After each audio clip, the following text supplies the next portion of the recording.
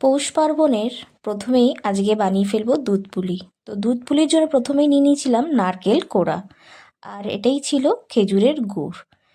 সবার প্রথমে কড়াইটা গ্যাসে বসিয়ে দুধ পুলির জন্য যে পুরটা রেডি করতে হয় সেটা রেডি করে নেবো। সবার প্রথমে কড়াইতে দিয়ে দিলাম নারকেলটা, তার মধ্যে যে খেজুরের গুড়টা আনা হয়েছিল সেটা খুব অল্প পরিমাণে দেবো, কারণ এটা তো আর নাড়ু করছি না, করবো পুরটা। খুব একটা বেশি গুড় না দিলেও চলবে। তো যাই হোক, ভালো করে মিশিয়ে নিচ্ছি গুড়টাকে আর নাড়ুটাকে। আর দেখতেই পাচ্ছ গুড়টা ভালো ফুটে গেছে। এবার শুধু যে নারকেলের মধ্যে যে জলটা থাকে বা তেলটা সেটা শুকিয়ে নিলেই হয়ে যাবে। আর এর মধ্যে আমি একটু পরেই অ্যাড করব ঘি। এটা হলো হাতের বানানো, মানে বাড়ির বানানো ঘি। ঘিটা দিয়ে ভালো করে মিশিয়ে নেব। তো দেখতেই পাচ্ছ এবার পুরো নারকেলের যে রসটা ছিল সেটা শুকিয়ে গেছে। তো এবার আমরা এখন নামিয়ে দেবো, পরের স্টেপে চলে যাব। মানে এবার একটা হাঁড়ি বসিয়ে নেব। আর এখানে আমি 2.5 লিটার দুধ ইউজ করেছি দুধ পুলির জন্য। দুধটা গরম হয়ে যাবার পরে 1.5খানা মতন এলাচ আমি দিয়ে দিচ্ছি দুধের মধ্যে। দুধটাকে ভালো করে জাল দিয়ে নেবো, আর একটুখানি হাতা দিয়ে নেড়েও দেবো যাতে নিচে না লেগে যায়। তারপরেই কড়াইতে বসিয়ে দিয়েছি গরম জল, আর তার মধ্যে অ্যাড করে দিলাম নুন আর সামান্য 2-4 ফোঁটা সর্ষের তেল।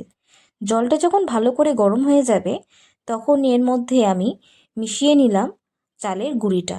আর এখানে 2জন লোক তো লাগবেই, কারণ একজন দেবে আর আরেকজন ভালো করে, যাই হোক হাতা হোক খুন্তি হোক, সেটা দিয়ে ভালো করে মাখবে। দেন তারপরে একটা ভালো ডো বানিয়ে নিতে হবে চাল গুঁড়ি দিয়ে। আর এখানে আমি তারপরে চাল গুঁড়ির যে ডোটা বানানো হয়ে গেছিলো, তো ছোট্ট একটা লেচি কেটে ঠিক এরকম হাতের মধ্যে নিয়ে আর এরকম একটা শেপ দিয়ে দুধ পুলির শেপ দিয়ে দেবো। জানি না কেমন হচ্ছে শেপগুলো, তাও দেওয়ার চেষ্টা করেছি, তোমাদের সাথে শেয়ার করলাম।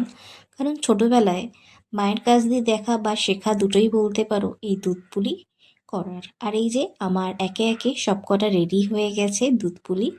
এবার চলো তোমাদেরকে, এবার শেষ পর্যায়ে যাওয়ার সময় হয়ে গেছে। সেটা হলো এই যে দুধটা যে ভালো করে গরম করে রেখেছিলাম, এবার তার মধ্যেই একে একে দুধ পুলিগুলো খুব সাবধানে ছেড়ে দিতে হবে, কারণ যাতে দুধ পুলিগুলো ভেঙে না যায়। কেন বেশিরভাগ সময়তেই দুধ পুলি বেশি নাড়াচাড়া পড়লে ভেঙে যায়, আর সব যে পুরটা দেওয়া হয় সেটা দুধের মধ্যে মিশে যায়। তো খুব সাবধানেই করা হয়েছে। আর এখন দুধটা ভালো করে ফোটানোও হয়ে গেছে, মানে রেডি হয়ে গেছে। আর সবার শেষে এখন আমি গ্যাসের ফ্লেমটা পুরো অফ করে দিয়ে দিয়ে দেবো নলেন গুড়টা, যেটা খেতে অসাধারণ হবে। চলো আজকের ভিডিওটা এই পর্যন্তই। সবাই ভালো থাকবে, সুস্থ থাকবে, আর অবশ্যই এই রেসিপিটা ট্রাই করে দেখবে যে কেমন হয়েছে। আর অবশ্যই আমাদের চ্যানেলটাকে সাবস্ক্রাইব করতে ভুলবেন না।